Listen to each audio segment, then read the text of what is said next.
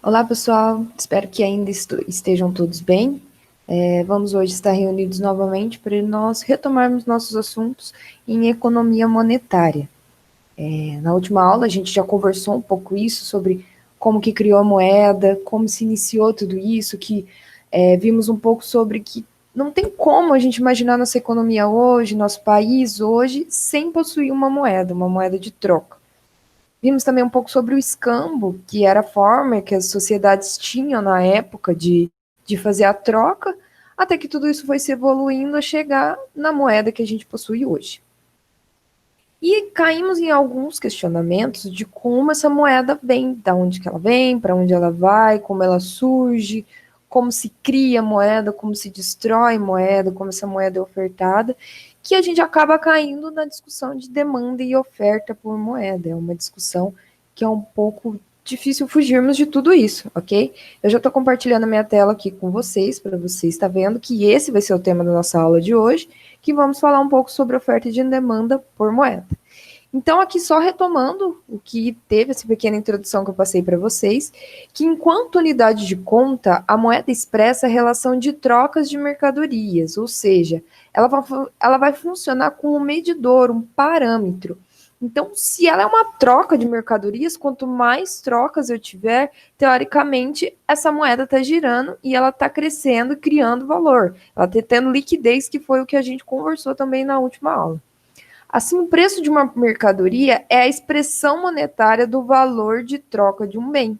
Então, quando você troca um bem em troca de uma moeda, você está atribuindo um valor para ele. Então, o preço da mercadoria vai ser a expressão monetária disso, certo? Por exemplo, se você vai comprar uma caneta e você paga R$ 2 numa caneta, R$ 3, isso é a expressão monetária de valor dela, tá? Então, quando a gente fala em questão de expressão monetária de valor, é o preço da mercadoria ou do bem que você está trocando. E enquanto meio de troca, a moeda começa a afetar o sistema econômico. Então, já que ela é um meio de troca e cada vez mais ela se valoriza ou se desvaloriza essa moeda, ela começa a afetar todo o nosso ciclo econômico, todo essa roda econômica que nós estamos inseridos, ok? A demanda por moeda.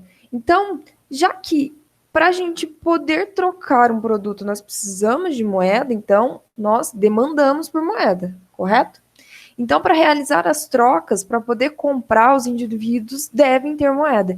Então, hoje, dificilmente a gente vai fazer alguma transação sem não ter uma moeda corrente do país que você está efetuando esse tipo de troca.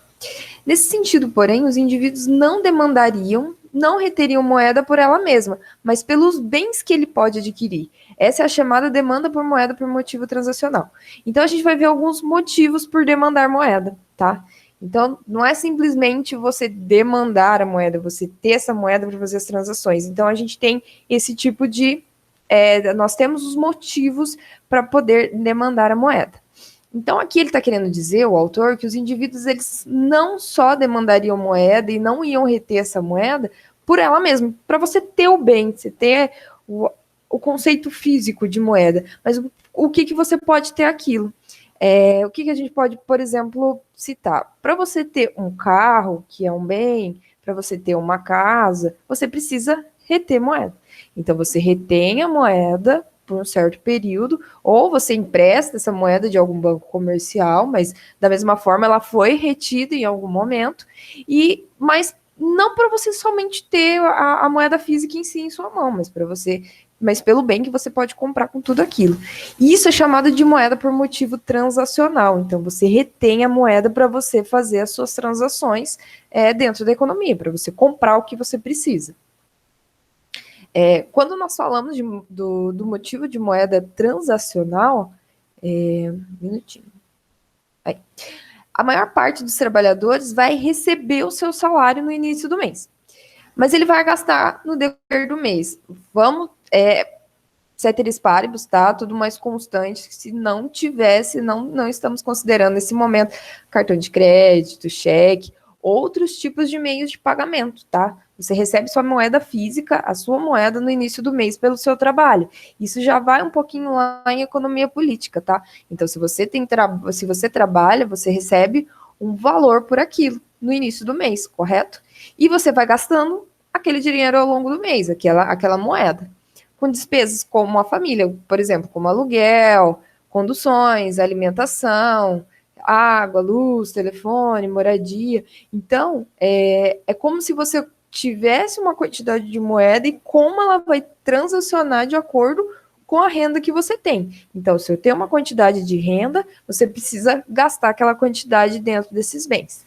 Então, a gente pode colocar, quando você vai fazer a análise da demanda por moeda por motivo transacional, a gente coloca essa fórmula que está aí, ó. M vezes V é igual a P vezes Y, onde a quantidade de moeda vai ser igual, a quantidade de moeda vezes a velocidade de circulação da moeda é igual ao nível absoluto dos preços e a quantidade do produto real. Ou seja, a quantidade da moeda que eu tenho na minha economia e a velocidade que ela vai estar circulando na minha economia vai determinar o nível absoluto de preço e a quantidade de produto real gerado nela. Por isso que é motivo transacional, tá? Porque dependendo da quantidade da moeda que eu tenho e da velocidade da moeda, eu tenho o meu nível de preços, que eu vou estar dessa quantidade, da velocidade que ela está circulando, eu vou ter o nível de preço e a quantidade de produto gerado por ela. Então, a velocidade de circulação da moeda, que é o número de transações líquidas com a mesma unidade monetária, ou seja, é o número de giros que a moeda dá gerando renda num dado período. Então, foi o que a gente comentou sobre a fórmula que eu coloquei ali para vocês mesmo. Então, dependendo da quantidade de giros que a moeda dá num dado período, ela consegue gerar uma renda dentro do que ela está produzindo. Sendo a velocidade de circulação e os produtos constantes a curto prazo, qualquer elevação na quantidade de moeda significativa, assim a elevação dos preços. Isto é, quanto maior a quantidade de moeda na economia, maior serão os níveis de preço. Ou seja, vamos voltar lá atrás na oferta e demanda de algum produto. Se você tem um produto, vamos dizer, quanto mais tem esse produto numa economia, menos valorizado ele vai ser, correto? Então, quanto mais tem desse produto, mais barato ele fica.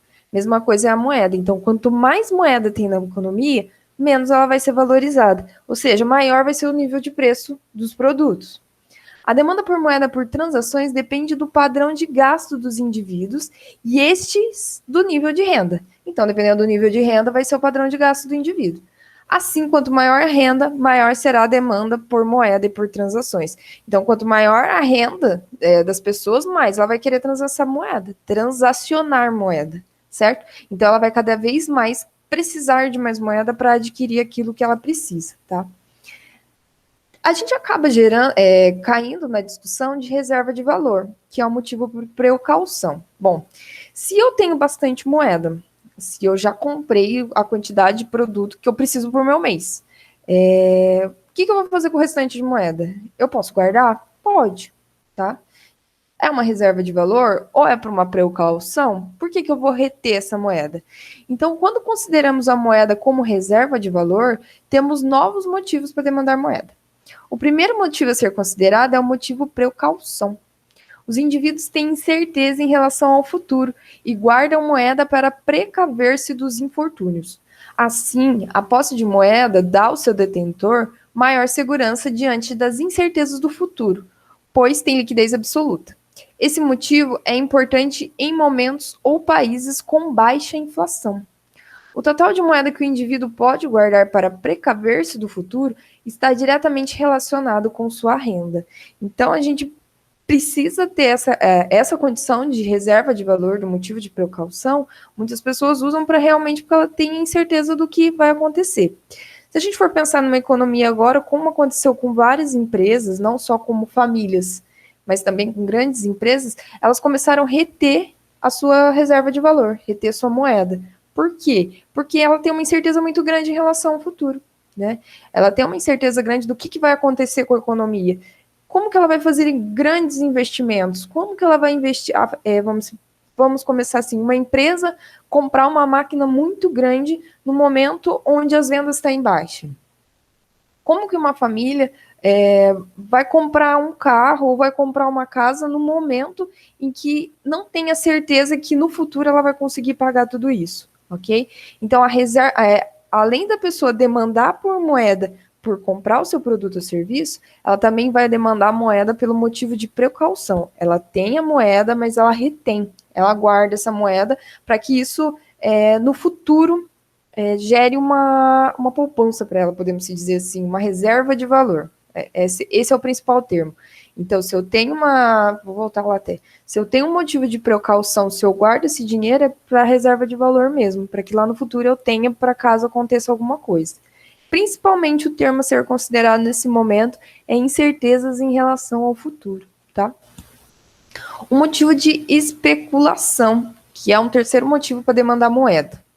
O indivíduo guarda a moeda para esperar o melhor momento para adquirir títulos que permitam rendimento.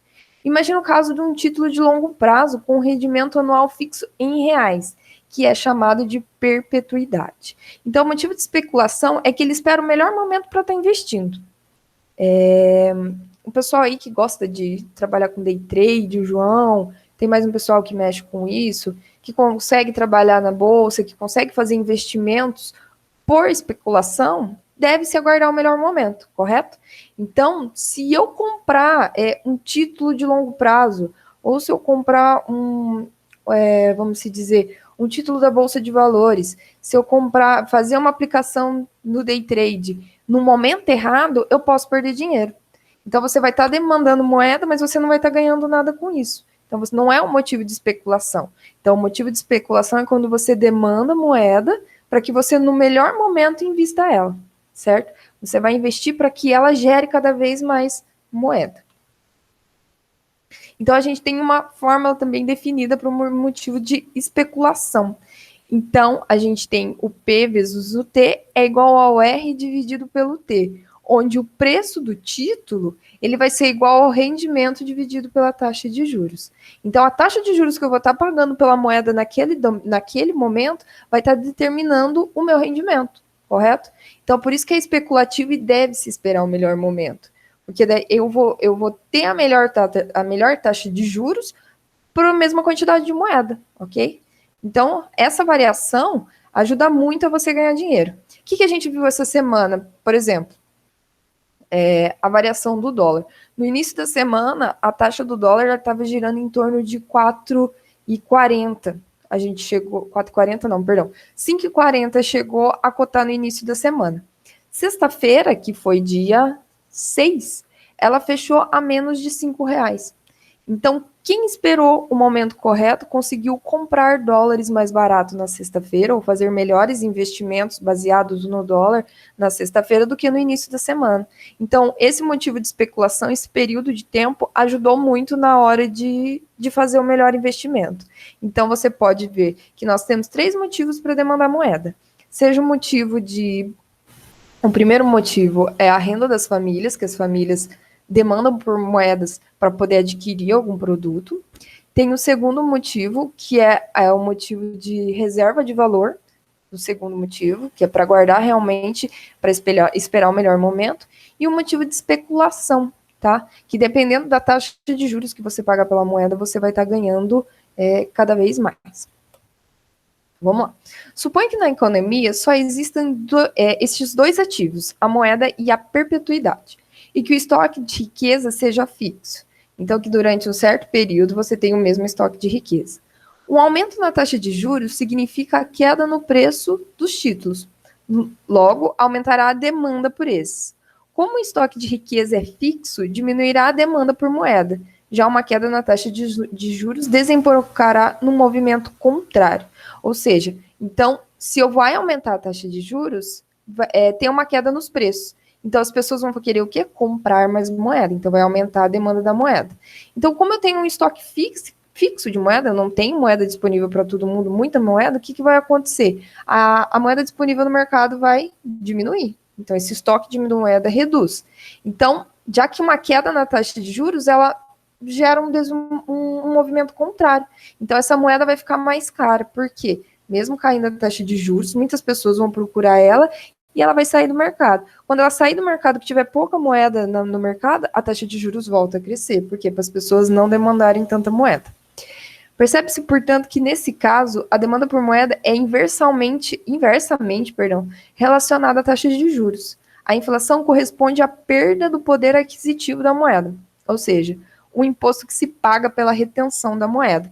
Então, mesmo que você retém moeda, seja por motivo de especulação, ou seja pela reserva de valor, se a taxa de juros, vamos se dizer, aumenta, você vai perder o valor dessa moeda, que é esse momento que todo mundo está querendo comprar moeda, que todo mundo está, vamos se dizer, demandando moeda. Quando isso pode acontecer? Isso pode acontecer quando o governo coloca uma política de expansionista. Se a política é expansionista, ele quer que o mercado gaste, que as pessoas gastem. As pessoas gastando, a moeda some do mercado, correto? Se a moeda some do mercado porque as pessoas estão gastando cada vez mais, a taxa de juros vai subir, para que as pessoas diminuam. Então, ela sempre vai ser um movimento contrário, tá? Ela é inversa, elas são inversas essa relação. A relação da aumento, a queda de juros, vai determinar se você vai reter ou vai demandar mais moeda no mercado. Em processos inflacionários, como no caso brasileiro, a primeira função que a moeda perde é de ser reserva de valor, deixando de ser uma forma adequada de se guardar riqueza. A segunda que perde com a elevação da taxa de inflação é a unidade de conta, pois deixa de ser um parâmetro razoável de medida. E, finalmente, em processos hiperinflacionários, perde inclusive a função de meio de troca, porque se está muito alto o valor da moeda, se a gente tem um período de hiperinflação, as pessoas começam a fazer de novo o escambo, troca por outra coisa, porque essa moeda está muito desvalorizada. A demanda por moeda depende tanto da renda, que é o motivo de transação e precaução, como da taxa de juros no nominal, que é o motivo de especulação. É diretamente relacionada com a renda e inversamente relacionada com a taxa de juros. Então, vamos se dizer, por que ela é diretamente relacionada com a renda, a demanda por moeda? Porque quanto mais a pessoa ganha, mais ela vai demandar moeda. Volta de novo aquela questão lá do primeiro e do segundo ano. Quanto maior a sua renda, você vai comprar mais pacote de arroz, mais pacote de feijão? Não, você vai comprar mais roupas, sapatos mais caros, vai comprar carro, vai comprar uma casa, conforme sua renda vai aumentando. Você não vai demandar os itens básicos, você vai aumentar cada vez mais. E ela é inversamente relacionada com a taxa de juros. Então, se a moeda aumenta, se tem a inflação dessa moeda corrente, se eu tenho a inflação, as pessoas tendem a demandar menos. Então, é inversamente proporcional à taxa de juros praticada na economia. Ok? Entendendo agora a relação de como as pessoas demandam moeda, como se funciona mais ou menos essa relação de como é demandado moeda, a gente tem que saber como que ela é ofertada. Porque se existe uma demanda, existe uma moeda, uma oferta também por moeda.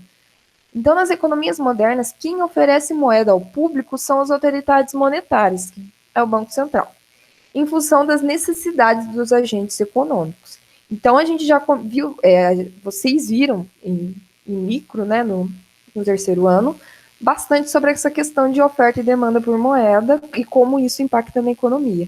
E as autoridades monetárias e o Banco Central estão para regular essa oferta de moeda diante da necessidade.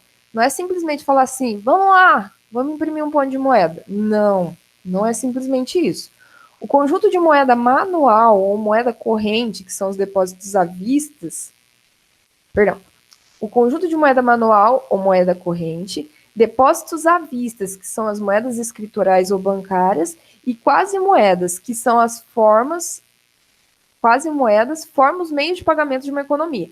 Então, para que a gente entenda como que gira a moeda, ela é a moeda manual, que é a moeda que a gente pega, seja o papel moeda, seja a moedinha, então é a moeda corrente, e os depósitos à vista, que são as moedas escriturais ou bancárias. Aqui a gente está falando em cheque, em cartão, o que você possui no banco guardado, títulos públicos, são moedas escriturais, tá? Não está na sua mão, mas ela tem um valor. Ela é uma moeda que você consegue trocar em algum momento, correto? Então, aqui nós temos que os meios de pagamento eles vão ser compostos por moeda manual, mais depósitos à vista ou quase moedas, onde a moeda escritural são o total de depósitos à vista nos bancos. A moeda manual é o papel moeda emitido pelos governos e carregado pelos indivíduos, tá? Então a gente precisa entender bem quais são os meios de pagamento disponíveis, que isso acaba impactando bastante lá numa relação que a gente vai ver mais para frente. Então, moeda escritural são o total de depósitos à vista que estão no banco, tá? Que é o dinheiro que se você for lá no banco pegar, você pega na hora. Não é moeda que pega, tipo, pega depois. Não. São os depósitos à vista nos bancos. E a moeda manual é o papel moeda emitido pelos governos e carregado pelos indivíduos. Moeda manual foi boa, né? A oferta de moeda também é chamada de meios de pagamento. Então, os meios de pagamento constituem o total de moeda à disposição do setor privado não bancário, de liquidez imediata. Ou seja, que pode ser utilizada imediatamente para fazer algumas transações. Os meios de pagamento, em sua forma tradicional, são dados pela soma da moeda em poder do público mais os depósitos à vista nos bancos comerciais, ou seja, pela soma da moeda escritural e moeda manual. Então, os meios de pagamento são as moedas correntes, as moedas que estão no banco, tá? Que seja ele privado ou não. Então, todo esse conjunto de moeda disponível, ele é considerado um meio de pagamento. É uma forma que você consegue fazer transações e comprar alguma coisa que você precisa. Então, os meios de pagamento representam o quanto a coletividade tem de moeda física, papel e metálica, com o público ou nos cofres das empresas, somando o quanto ele tem em conta corrente nos bancos. Então, são o que está no poder do povo, o que possui nas empresas guardados e o que ele tem em conta no banco. Enfim, é a moeda que não está rendendo juros, é aquelas que não está aplicada em conta ou ativos remunerados. Então, esse meio de pagamento é as moedas que estão girando, ela não está lá na poupança, ela não está numa aplicação, ela não está no investimento que está te rendendo juros, nada. Ela não é remunerada, é a moeda corrente mesmo, ok? Os meios de pagamento. Então, os meios de pagamento conceituados como moeda de liquidez imediata, que não rendem juros, também são chamados na literatura mais específica de M1. Então, quando a gente fala de M1, que são os de liquidez imediata, para alguns objetivos, os economistas incluem como a moeda chamada de quasi-moeda, que são ativos que têm alta liquidez, embora não tão imediata, e que rendem juros como os títulos públicos, as carteirinhas. Perdão, pessoal. As quasi-moedas são ativos que têm alta liquidez, embora não tão imediata, e que rendem juros, como os títulos públicos, as cadernetas de poupança, os depósitos a prazos e de alguns títulos privados, como as letras de câmbio e letras imobiliárias, tá? Então, são aqueles que são de liquidez imediata, que você consegue converter ele em algum produto imediatamente, você não precisa esperar um certo período para isso, ok? Existem vários conceitos de meios de pagamento, dependendo das quasi-moedas, Existem vários conceitos de meios de pagamento, dependendo das quasi-moedas incluídas. Então, M1, o que a gente vai considerar como quasi-moeda, meio de pagamento? Inclui o dinheiro, papel moeda, em poder do público, e os depósitos à vista, ou moeda escritural. Esse é o mais tradicional dos conceitos existentes sobre moeda. Quanto aos depósitos à vista, moeda escritural, esses constituem a maior parte do volume dos meios de pagamento no mundo moderno, fazendo um total de aproximadamente 80% em média. Aqui a liquidez é plena. Lembra que a gente comentou um pouco sobre liquidez de moeda nas aulas passadas, certo? Então, quer dizer o quê? Então, esse dinheiro que está fácil aí de você pegar, que está aí girando na economia, a liquidez dele é plena, porque você consegue trocar ele facilmente. Você chega num banco comercial ou num banco privado, você consegue também fazer a troca dele ou reter essa moeda, ok? Então vamos lá. Outros conceitos de meio de pagamento onde as quasi-moedas são incluídas. Então, quando a gente vê a análise da quasi-moeda, a gente tem as moedas que estão em poder do banco, que são a moeda que está em poder do público, que são papel moeda, tá? E tem outros tipos de meios monetários, igual a gente comentou. Tem outras maneiras de você fazer moeda, tá? De você ofertar moeda. Então, a gente vai dividir ela em M1, M2 e M3, ok? Quando a gente tem o M1 mais alguns títulos, eles são denominados M2, tá? Que são M1, que são essas aqui que a gente já determinou, que é o papel moeda, e os depósitos à vista, ou moeda escritural, mais os fundos monetários de mercado e os títulos públicos. Esse vai constituir a segunda forma de você de oferta de moeda, ok? O M3 é o M2 mais depósitos em poupança. Então, é tudo aqui que a gente comentou: papel moeda em poder do público, depósito à vista ou moeda escritural, fundos de mercado monetário, títulos públicos, mais o depósito em poupança. Então, tudo isso é moeda. E o M4 é tudo isso que a gente falou, mais os títulos privados, ok? Então, quando a gente fala em oferta de moeda, essa moeda pode ser ofertada seja no M1, seja na forma do M2, M3 e M4. Todos esses tipos de facetas, a gente pode se dizer, é moeda. Isso você consegue chegar no mercado, oferecer esse tipo de moeda, você vai trocar ele você vai conseguir trocar em troca de alguma coisa. Isso começa desde o M1, que foi o que a gente viu aqui, que ele é de liquidez plena, que é o de mais fácil você trocar, dependendo daquilo que você deseja, até os mais difíceis. Por exemplo, se você chegar no mercado e falar assim, fazer uma compra no supermercado e for pagar com títulos privados, você vai conseguir trocar? Dificilmente. Porque às vezes até eles entenderem que valor que tem aquilo, vai ser um tanto quanto complicado. Então você tem que analisar as formas de como você vai estar demandando moeda para você estar ofertando ela. Como que você vai estar, tipo, o que você está comprando para você ofertar a sua moeda que você tem disponível, tá? Cabe destacar que tanto o papel moeda quanto os depósitos à vista são considerados ativos monetários, ou seja, ativos que não rendem juros, tá? Já os títulos públicos, cadernetas de poupança e certificados de depósitos bancários correspondem a ativos não monetários, pois são ativos que rendem juros. Então aqui vocês veem que, tipo, quando a gente determina como ativo monetário, são aqueles que não vai render em juros, que é aquela moeda que você está guardada na sua casa, está guardada no bolso da calça, que é a moeda corrente, que está girando na economia diariamente. Ela não vai render juros, tá? Então, eles são ativos monetários. E os não monetários são aqueles que rendem juros, ok? Cadernetas de poupança, títulos públicos, investimentos em bancos que está girando, que está rendendo juros, ok? Aqui eu coloquei até para vocês verem um instrumento de controle monetário, tá? Então aqui a gente pode dizer que a política monetária, ela tem os seus instrumentos de controle.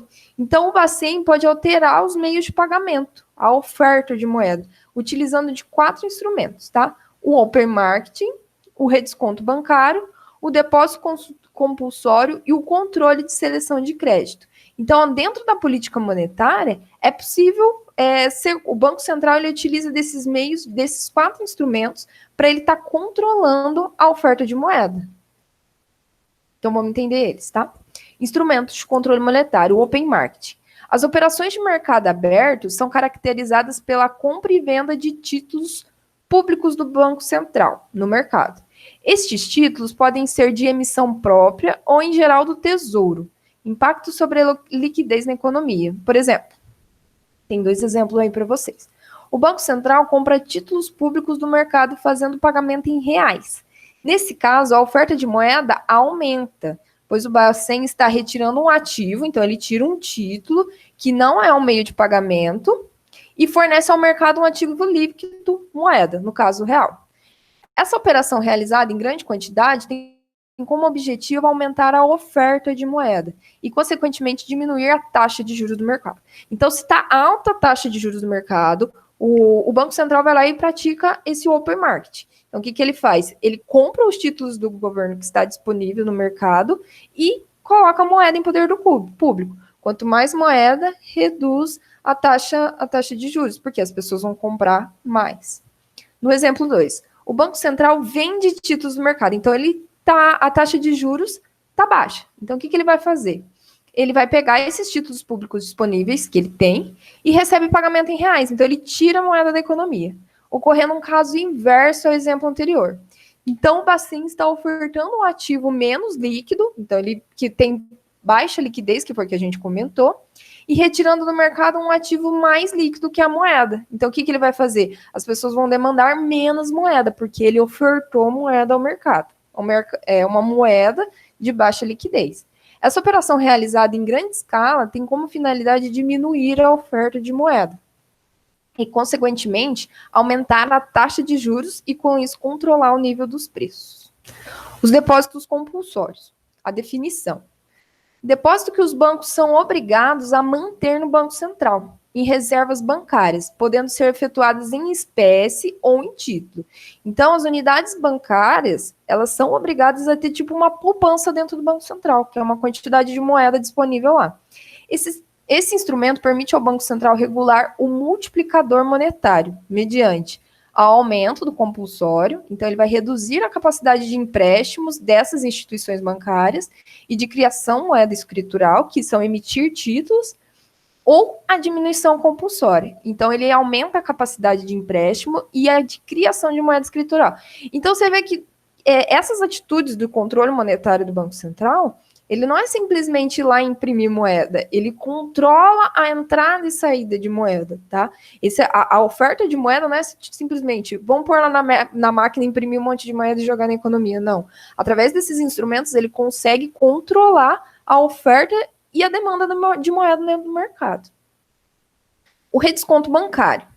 Assistência financeira de liquidez, o redesconto, é um mecanismo pelo qual o Bacen socorre instituições financeiras com problemas de liquidez. Então, se tem uma instituição bancária que está com problema de liquidez, ele pratica essa atitude de redesconto bancário. O redesconto é um empréstimo que os bancos comerciais recebem do Bacen para cobrir eventuais problemas de liquidez. A taxa cobrada sobre esses empréstimos é chamada de taxa de redesconto. Um aumento da taxa de redesconto indica que os bancos sofrerão maiores custos caso tenham problema de liquidez. Ok? Então, o que eles fazem? Então, se tem um problema de liquidez dentro do sistema bancário, eles fazem esse redesconto bancário. Ok? Controle de seleção de crédito. Um instrumento que não é muito convencional, mas às vezes é utilizado pelo Banco Central, referindo-se ao controle direto sobre o crédito, tá? Para a oferta de crédito. Esse pode estar relacionado ao volume de crédito, ao prazo e à destinação do crédito. Esse instrumento pode gerar distorções do livre funcionamento do mercado de crédito e até desestimular a atividade de intermediação financeira. Por exemplo, se o objetivo é controle da inflação, a medida apropriada de política monetária seria diminuir o estoque monetário da economia. Então, o aumento da taxa de reservas compulsórias ou a compra de títulos no open market. Se a meta é o crescimento econômico, a medida adotada seria um aumento do estoque monetário. Então, ele também controla se ele vai oferecer mais crédito ou não às pessoas, também para ver a relação de demanda e oferta por moeda. Pessoal, mais uma vez, estamos aqui, terminando mais uma aula sobre a oferta e a demanda para moeda. Eu fiz novamente a questão dentro do Google Formulários. Eu espero que agora dê certo para vocês me mandarem certinho. Vai estar o link no site. Respondam, me digam o que vocês acharam da aula para a gente estar melhorando sempre, ok? Muito obrigada. Boa noite. Dúvidas podem me mandar também, ok? WhatsApp, e-mail, a gente vai se falando. Até logo.